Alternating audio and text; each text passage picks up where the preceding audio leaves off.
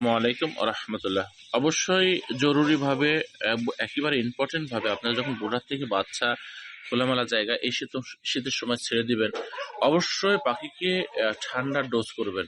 শুধু ঠান্ডার ডোজ না, এর সঙ্গে আপনি অবশ্যই আহ, সর্দি কাশির মেডিসিন যোগ করবেন। এটা কিন্তু অবশ্যই করতে হবে, কারণ এই শীতের সময় পাখি কিন্তু সর্দি টা বেশি লেগে যায়, খুকখাক করে কাশিটা বেশি করে।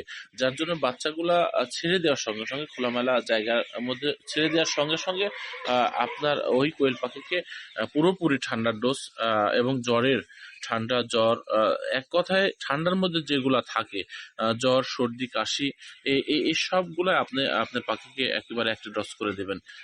সেক্ষেত্রে কিন্তু আপনার ভালো হবে। আপনি বাচ্চা ছেড়ে দিয়ে শুধুমাত্র ঠান্ডার ডোজ করলেন, সর্দি কাশির জ্বরের কোনো মেডিসিন আপনি দিলেন না, সেক্ষেত্রে পাখি কিন্তু নিস্তেজ হয়ে যাবে। যার কারণে টোটালি ঠান্ডার মধ্যে যেগুলো মেডিসিন থাকে, সম্পূর্ণটা একবারে করে পাখিকে ছাড়ার পরে পাখিকে 5 দিন এই ঠান্ডার ডোজ ব্যবহার করার পর পাখিকে ছেড়ে দেবেন। আসসালামু আলাইকুম রহমতুল্লাহ।